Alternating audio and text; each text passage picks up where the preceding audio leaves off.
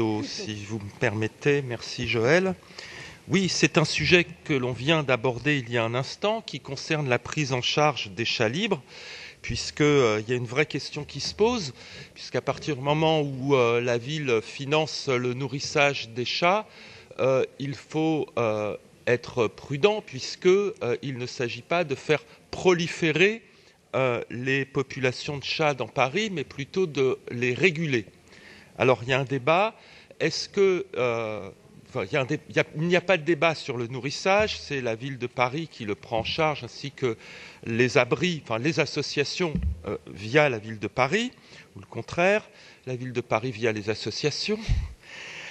Mais en revanche, la stérilisation pose problème. Nourrir et abriter des chats ne peut pas se faire si, en même temps, on ne régule pas leur population. Alors, l'article L 211-22 du Code rural et le règlement sanitaire du département de Paris explique que l'identification des chats relève de la compétence de la préfecture de police, alors que la stérilisation ne relève pas explicitement de la préfecture de police et peut être du ressort de la ville de Paris.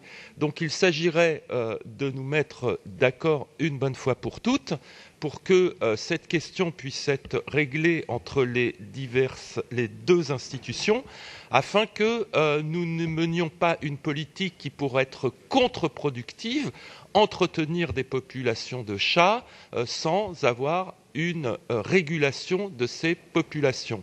Alors, moi, je suis très pragmatique. Je souhaiterais que nous nous mettions autour d'une table et que nous partagions la charge de cette responsabilité qui consiste à permettre aux associations d'avoir des financements pour pouvoir tenir l'ensemble de la chaîne, c'est-à-dire l'identification des chats, leur capture, leur stérilisation, leur remise en liberté ou leur adoption, et puis la construction d'abris desquels ils peuvent bénéficier. Merci pour votre attention. Merci beaucoup, Monsieur Bouteau. La parole est à Daniel Simonet.